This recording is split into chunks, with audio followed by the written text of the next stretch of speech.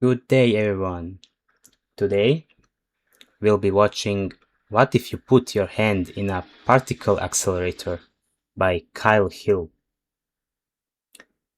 Uh, I don't know what would happen. like, I don't know. The radiation poisoning, maybe, but accelerator, particle accelerator. Hmm. Particle accelerators, machines that use electromagnetic fields to speed up charged particles to near the speed of light, are, at the limit, the largest and most complicated devices ever invented. Used for everything from probing the fabric of the universe to treating cancer, these machines are extraordinarily useful in their ability to control, direct, and study the smallest pieces of the universe. But being so complex and powerful, particle accelerators also demand extreme care and caution. Things Yeah, you don't exactly want something that's going uh, s- uh, near the speed of light crashing in your hand. can go wrong. People have been hurt. In 1992, one such accident, born of human error and a critical lack of resources, answered the question, what would happen if you mistakenly put your hand in a particle accelerator? This is the true story of the accelerator accident in Hanoi, Vietnam.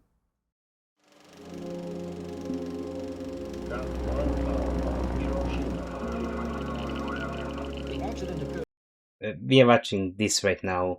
I mean, uh, we can watch the next stream or I don't know. But for today, I'm going to watch this and then I will have to go also. Here at the 3 Mile Island nuclear power plant.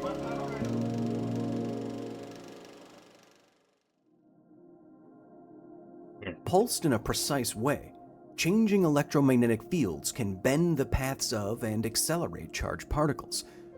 The first circular particle accelerator, what came to be known as a cyclotron, operated on this basic principle, a Yeah. proton merry-go-round, as its inventor Ernest Lawrence called it. Modern circular particle accelerators are far more complex than Lawrence's 1930 invention, which won him a Nobel Prize. But the underlying idea of accelerating charged particles in circles to eventually smash them together and against objects revolutionized nuclear physics and has touched almost every branch of science, from the creation I mean, on the fundamental level, this is just like throwing something against the wall really hard and seeing if it sticks. of artificial elements for physics to the irradiation of tumors for medicine. The real power of a particle accelerator, large or small, is not that it can move atomic elements quickly, it's that they can move particles as quickly as physically possible. Everybody knows science's most famous equation, E equals mc MC squared. squared. Yeah. What most people don't know What does it mean? is that this isn't the full equation. It's actually E squared equals m squared c to the fourth plus p squared c squared. Bro, you just ruined physics for me. This second factor captures the momentum of some object. In everyday life, we are free to ignore this variable because most objects you're familiar with don't move very fast at all relative to the speed of light, and therefore, the vast majority of an object's energy can be suitably approximated simply by multiplying its mass by light speed. This is the equation that you know. However, when an object does approach the speed of light, its momentum dominates its total energy. And this, combined with a speed of light that is equal in all reference frames, is where we get the universal speed limit, c. Einstein's full equation can be shown to depend on just how close an object's velocity, v, gets to the speed of light, c. But as v gets infinitely closer to c, this factor will approach infinity, which means infinite energy, which we know isn't possible. Do we know that it isn't possible? And so, nothing with mass can travel at or faster than the speed of light. High-energy particle accelerators like the Large Hadron Collider basically prove this. The LHC, the most complicated machine ever built, can Yeah, accelerate particles to within just it is a very big uh, particle accelerator in Switzerland, I think. Just 3 meters per second of the speed of light, I don't know how much that is. but no further. 99.999999% of the universal speed limit. So if we achieved 100% of the speed limit of light, would we get infinite energy? That was a dumb A question. fantastic feat of engineering. Today, there are an estimated 30,000 particle accelerators worldwide. About half of them are used to insert ions and transmute materials, useful for semiconductor production, and the other half are used in radiotherapy to the benefits of millions of patients. Oh, I didn't know they used particle accelerators. I thought they used radioactive materials. The small remainder of accelerators used in research. In 1992, a small laboratory in Vietnam was conducting research using another derivative of the cyclotron, a so-called microtron, when a concatenation of design flaws and human error cost a scientist his hands. Oh, damn. In November that's of bad. 1992, the Hanoi I mean, I can't say much about this because I don't know if it's radioactive, but if it is radioactive, then that would be bad for him because he will literally sustain the damage to his immune system, so he would have no more immune system. His DNA would be damaged or torn apart. He would develop severe burns. He would get sicker and sicker, weaker and weaker, and yeah, he would eventually, just die. His body can't repair his cells, which need to be constantly repaired or replaced. Hanoi Institute of Nuclear Physics was using one of its 2 microtrons. The aged accelerator, an experimental model originally built in 1973, was given to Vietnam and the HINP by the former Soviet Union. The machine in the facility it sat in was installed according to old measurements taken in the USSR. There were no Vietnamese language manuals or instructions provided. The control panel for the microtron. So you get manual on the language you don't speak, and they tell you, find it out. Was entirely in Russian. No Russians worked at the institute. Okay. That is where you should have stopped and considered that it's not a smart idea to use it. The HIMP's only working microtron was set up to fling electrons through guide tubes at tungsten and uranium targets, producing X-rays and neutrons, respectively. Okay, so it is radioactive.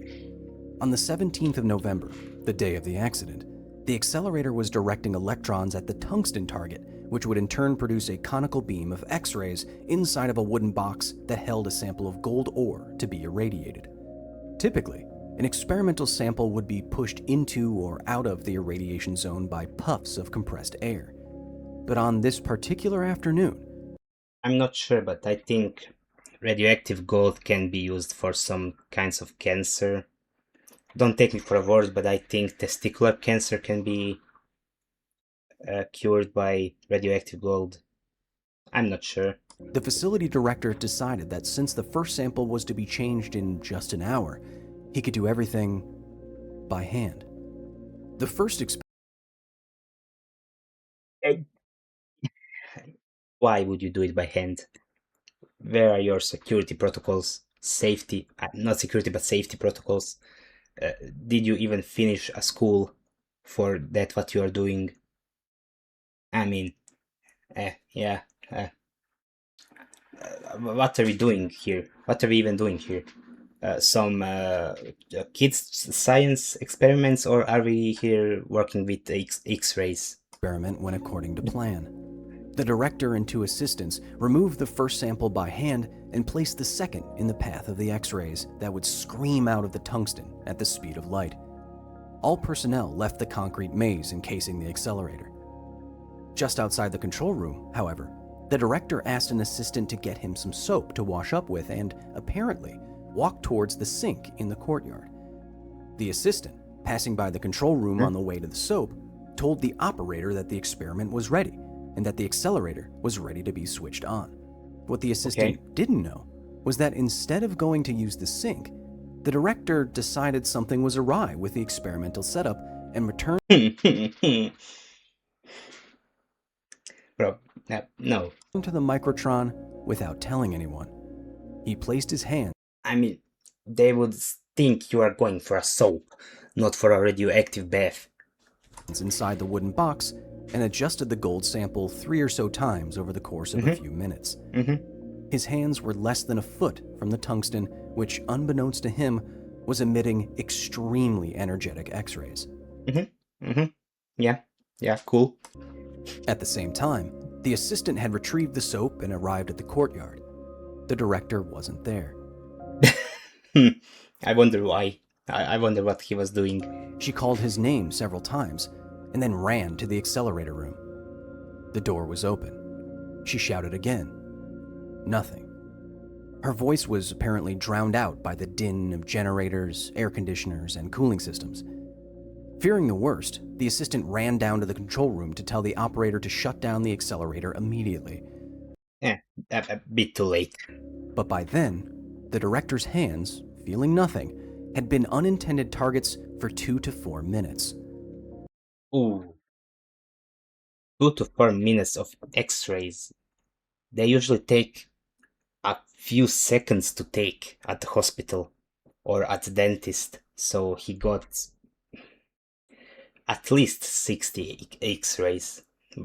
The worried assistant and operator turned off the machine and ran back to the accelerator. Or 4 minutes, if it takes 1 second to get one, 6 times 4 is 12, 24, 214, 40. That's the minimal number, I would guess. The door was still open. They found the director adjusting the experiment. He passed by them as if nothing had happened and walked to the courtyard to wash his hands. That's when Yeah, I don't think washing them would help anymore. he was told that the machine had been on for at least a few minutes while he was inside. Yeah, my thoughts would be, oh, I'm completely in a pickle right now. What should I do now? The International Atomic Energy Agency's report describes that at this point, the director fell very silent. He walked to a room with a gamma spectrometer to check if the very atoms of his hands had been turned radioactive. The machine showed a well-defined energy peak of antimatter annihilations born of gamma neutron reactions Yeah, I suppose you don't want to see that on your hand. in organic tissue. At this point, the director knew he had been irradiated, but not how badly. Over the next few hours, everyone at the HINP heard about the accident, but no one did anything. The director rode home on his motorcycle as usual. That night, his hands felt strange, but he chalked it up to his rheumatoid arthritis. Well, it helped his rheumatoid arthritis. That's autoimmune, I think. And yeah, you can't have autoimmune if you have no immune. After 8 days of inaction, his hands were turning gray, but they functioned normally, and an annual checkup 2 days later didn't raise any questions, despite the director telling his doctor that he had probably been irradiated. She recommended a dermatologist for a possible vitamin deficiency. The next day, I think vitamin deficiency is least of his worries. his hands were much harder to ignore. They were swollen and painful. Still, the director continued to work as normal. And he is a loyal worker. He's workaholic, most likely. It wasn't until 24 days after the incident, on the 11th of December, that he went to a specialized hospital. Well, it took him some time. His hands were now deeply ulcerated and the tissue was dying. The anonymous director's treatment related to his irradiation would span the next 600 days. How do you build a facility that protects you from radiation while having a machine that generates intense radiation at the heart of it? I mean, you have. I would use LED walls and make it go a zigzag. So there is one wall, second wall, third wall. So every time it passes, it loses a lot of its particles. So no particles go through, The most effective and or deceptively simple very little go through, if even some. design is a maze, like one you'd solve with a pen and paper, only with concrete. Outside of accelerators and large electromagnetic influences, charged particles and photons travel in straight lines. And one of the most efficient ways to put as much material between you and a beam of radiation is to put as much stuff as possible between you and the source. The hard 90-degree angles of a concrete maze both maximizes the amount of material between beams and bodies and makes it much harder for any surface reflections to travel very far. The HINP had a maze around its microtron as well, but notice that where the maze was placed was preventing radiation from leaking into the courtyard, and not the offices where the scientists Oh, oopsie doopsie. That was a little miscalculation. worked for hours on end. The maze principle applies all the way down to the fibers and cables of a facility. Anything that connects a room full of radiation to the outside world, even a service duct, should be oriented in such a way to minimize the strength of escaping radiation. In this case, only allowing scattered radiation to escape instead of direct radiation. In Hanoi, at the time of the accident, cable and ventilation ducts passed through walls in straight lines, and the doors of the facility were parallel, without the recommended bends and lead traps Oh, to block X-rays. The most basic protection at a radiation facility, however, is the material surrounding an accelerator or source. Radiation, as particles and photons of any energy, will eventually stop after enough nanoscopic collisions inside of a material. So the denser the material, the better. How much of a material you need for a facility can be calculated using the so-called half thickness, which is the depth of some material that will reduce the intensity of to the half. ionizing radiation to 1/2 its initial value. The half thickness for concrete, with respect to different radioactive sources, can be as small as an inch, which is why it's used for shielding the world over. Steel, lead, and uranium are even more effective, but more Yeah, I would personally use lead. expensive. The MT Expensive. Well, I would rather spend few $1,000 million more than get irradiated by X-rays the whole day. I don't know about you, but that would be my priority. T-17 microtron, shipped from the Soviet Union and built in Hanoi without any Vietnamese language instructions, was placed in a facility with concrete walls of, quote, unspecified density. No other details were available. It was later calculated that the radiation dose rate for those working every day in the HINP's microtron control room, which was never measured to check shielding efficacy, was 5 times higher than the ambient levels in the ghost city of Pripyat, 2 miles outside of the Chernobyl nuclear power plant. Ooh, well, that's not good. And on the roof of the institute, this dose rate was 150 times higher than that. Okay, now that's real bad. The news at Vietnam's Center for Burns wasn't good. Later investigation by the IAEA would find that the dose rates where the director's hands were placed were extremely high. 20 to 50 grays, depending on exactly how long his hands were How much is 1 gray? adjusting the experiment, which he couldn't remember. A whole body dose of 5 or more grays is fatal. Thankfully, because of the directionality of radiation, the director's whole body dose was minimal, but his hands were doomed from the start. The progression was typical for acute radiation injuries, forever festering wounds that defy treatment and refuse to heal. They would get better, then much worse. Within a few weeks, it was clear drastic measures had to be taken. Amputate the arm before necrosis spreads, because if there is no immune system, there is no shielding, and there is no healing also, I think. And if there is no healing or shielding, well, it will start dying, and that tissue, with living tissue which can defend itself, would, yeah, just make widespread necrosis in the arm, and then from the arm it will spread, yeah, upwards to your arm, and then from your arm to your shoulders, and then, yeah, to other parts of your body, which are, I think, chest and then head. But I think they would amputate before that happens. 3 skin grafts were attempted from January through February. 2 of them failed. In March, an IAEA physician recommended removing the most damaged finger. It was amputated on the 23rd of March, 1993, and sent to a biophysics lab in Moscow for study. A grisly decision, but very useful. You don't often get I don't know how useful it is if you already know that he's he's very fucked. His hand is basically gone. You are going to test and get the worst results ever, because, I mean, what do you expect? an irradiated human body part to research. 159 days after the incident, the director was moved to a hospital in Paris. In May, another finger was removed, and the right hand was surgically embedded in the director's own abdomen with the hopes of preventing infection and encouraging tissue growth.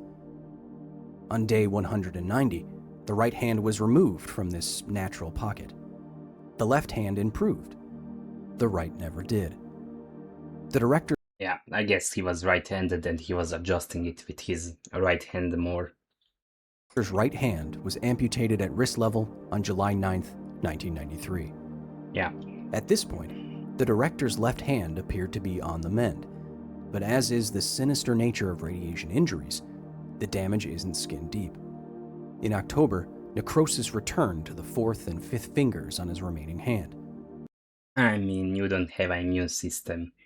You don't have even the chromosomes. They are destroyed. They are just ripped apart. By the 443rd day after exposure, I think. both damaged fingers had been removed. All that could have been saved of the director's hands, which wasn't very much, had been. He was finally discharged after moving in and out of hospitals for almost 600 days. The Accelerator incident in Hanoi is overshadowed in nuclear history by the most famous accident of the same type, when Anatoly Burgoski accidentally placed his head in a particle beam. It's mostly What was he doing? famous for what didn't happen. Anatoly survived.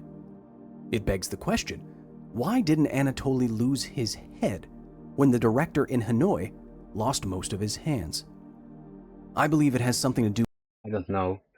Maybe it was less radioactivity, or less exposure time, or less energy, or it could be also something with the blood-brain barrier, or, yeah, something like that, or something that was damaged that wasn't so important.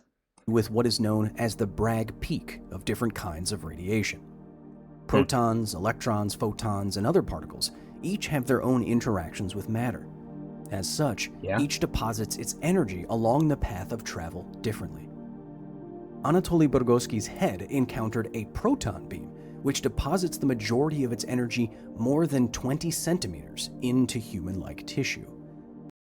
20 centimeters. I don't know how long the head is, or how wide it is, but it could be that it was already past the head when it deposited the energy. Since 20 centimeters is longer than most human heads are deep, the Yeah. majority of the energy that hit Anatoly did not stop in his brain. If it had, he would have died instantly. The Hanoi Okay, instantly is maybe overreaction, but he would die very fast. director's hands encountered an X-ray beam comprised of photons. These deposit the majority of their energy very quickly Yeah, before moving through much tissue. The depth of an average hand is within this peak, and therefore, the intense energy of the microtron in Hanoi did not peacefully pass through. It fatally irradiated most of the tissue it touched. This was later confirmed by an IAEA member visiting Vietnam after they placed a fresh chicken leg in the path of the same beam and checked it for antimatter annihilations. It was the opinion of the International Atomic Energy Agency that the accident in Vietnam was bound to happen. The developing country, owing to a serious lack of resources, did not have established radiation protection infrastructure. There were no trained inspectors to tour facilities. The Hanoi facility was built based on foreign language instructions from the Soviet Union. I mean, what were you thinking? That's yeah, that's not smart. There was no radiation monitoring equipment to tell personnel that, when the machine was on, they were receiving a dose higher than walking around Chernobyl. What? You didn't have a light or a siren or anything? There were only handwritten manuals for equipment and nothing for radiation protection procedures. Irradiation times for the microtron had no automatic cutoffs and were instead timed by wristwatch. Staff relied on word of mouth that no one was in the accelerator room before the machine was switched on. Damn. I mean, I don't know if they had a cameras back then, but that would be useful. Or a person who is always there when it's off, and he has to go outside, lock the doors, and tell them no one is there, because he always leaves last. The list of faults can and does go on. Quote, the standard of radiation safety at HIMP before the accident was so low that an accident was not unlikely. After IAEA intervention, the HIMP fitted a magnetic interlock and padlock to the accelerator room door. An alarm near the microtron that the control room could sound was installed. Other buttons Well, it's too late. and lights inside and outside the accelerator room were added and integrated as there was, quote, a fundamental need to inculcate a sense of responsibility for safety, a safety culture in all concerned. I mean, it's better late than never, but I mean, you could have done it earlier. End quote. Vietnam, by the IAEA's estimation, had prioritized meeting the immediate needs of the country that nuclear physics and research can provide, not nuclear safety. The engineers and scientists at the Hanoi Institute of Nuclear Physics had the highest academic qualifications possible, but they did not have the training, resources, or regulatory oversight to prevent one of the worst particle accelerator accidents in history. As is I mean, why was it the worst? I mean, if there was nothing worse that happened, then, I mean, I guess it's the worst. so often the case in these stories, it wasn't an intrinsic feature of nuclear physics or engineering that caused human harm. No, it was all too human behavior. Guessing the positions of personnel, wanting to change an experiment by hand to save time, assuming Physics and mathematics is always predictable. Humans aren't. So, most of the time, physics won't break, mathematics won't break or make faults, except human calculated wrong or didn't know the rules. But humans will make mistakes because there is no this plus that equals that. I mean, human can always choose what he will do. that if you can't feel something, nothing is happening. In the summer of 1994, after losing the majority of his hands, the anonymous facility director returned to Hanoi. Until next time.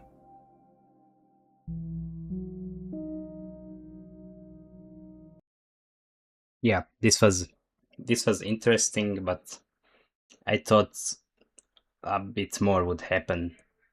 But I mean, man did lose his arm or his hands, so that's pretty bad. I mean, we didn't want the guy to die, even though getting a really high dose of radiation, that's what I thought could happen, but they reacted in time.